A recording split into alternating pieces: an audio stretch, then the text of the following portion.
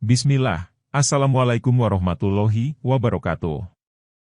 Pemirsa Goresan Tinta, yang semoga selalu dalam kasih sayang Allah Subhanahu wa Ta'ala. Kali ini pertamanya Goresan Tinta Channel membuat konten, semoga bisa berlanjut dan berkembang dengan memberikan tayangan-tayangan yang bermanfaat buat kita semua. Untuk itu bantu kami dengan klik like dan subscribe-nya, juga saran dan komen untuk kemajuan channel kita ini.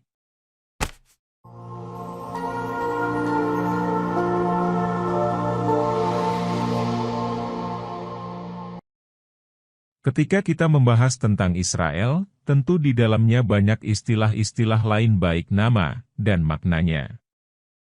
Disebut Bani Israel tentu punya akar sejarah sendiri dan berbeda dengan sebutan Israel Yahudi atau Zionis juga Yudaisme.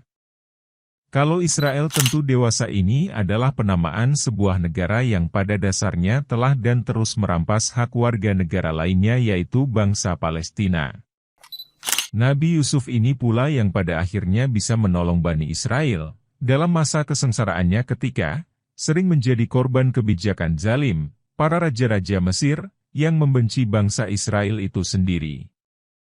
Lalu, di mana letak Yahudi? Bangsa Yahudi ini juga hidup di berbagai wilayah. Tak jarang tokoh terkenal di dunia memiliki darah dari bangsa Yahudi ini. Kata Yahudi ini berasal dari seorang anak dari Nabi Yakub yang memiliki nama Yahuda yang tinggal terpisah dari kekuasaan Bani Israel lainnya. Yahudi inilah yang nantinya menolak kelahiran Nabi Isa Al-Masih. Bangsa Yahudi juga yang diperbolehkan kembali ke tanah perjanjian di Kanaan di tahun 538 sebelum Masehi. Sebagian bangsa Yahudi inilah yang menerima kenabian Isa Al-Masih yang akhirnya dinamakan orang Nasrani. Dan ada juga beberapa dari mereka yang beriman kepada Nabi akhir zaman yaitu Muhammad kemudian menjadi Muslim. Kemudian ada istilah Zionis, apalagi ini? Mungkin secara singkatnya, Zionis adalah istilah yang berasal dari kata Zion yang artinya karang, maksudnya, tertuju pada batu bangunan Haikal Sulaiman yang didirikan di atas batu karang. Yang letaknya ada di sebelah barat Al-Quds di Yerusalem. Bukit Zion adalah bagian terpenting dalam ritual agama Yahudi, karena di dalam Talmud, diberitakan Al-Masih akan memerintah bangsa Israel di Bukit Zion, yang nantinya akan menjadi kota suci.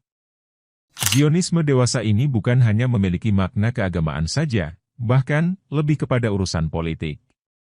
Yaitu sebuah gerakan yang memobilisasi kembalinya bangsa Yahudi yang telah terbuang dan terlantar di berbagai wilayah di Eropa dan belahan dunia lainnya. Untuk kembali ke tanah yang dijanjikan yaitu Palestina, dengan Yerusalem sebagai ibu kotanya. Menurut sejarah gagasan ini mendapatkan restu dari Napoleon Bonaparte, ketika menguasai Mesir, untuk mendapatkan sokongan dana dari kaum Yahudi.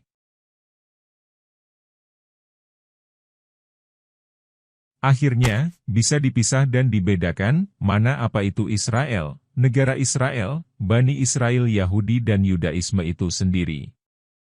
Intinya, Yahudi adalah semua turunan atau yang ada hubungan darah dari Bani Israel, baik dia beragama Yahudi ataupun lainnya. Bisa juga disebut Yahudi walaupun dia hanya perkawinan antara bangsa Yahudi dengan bangsa lain, atau blasteran, selama dia memiliki keturunan dari bangsa Yahudi, mereka termasuk dari bangsa Yahudi, terlepas mereka berpegang teguh pada Taurat ataupun tidak. Kita cukupkan pembahasan singkat seputar Yahudi Bani Israel dan Yudaisme ini, minimal kita sudah memiliki gambaran sebuah kaum yang seolah memiliki keistimewaan dari Allah di masanya, yang pada akhirnya dinistakan, akibat perbuatannya yang selalu melanggar dan berkhianat pada nabi-nabinya. Wallahu a'lam bishawab.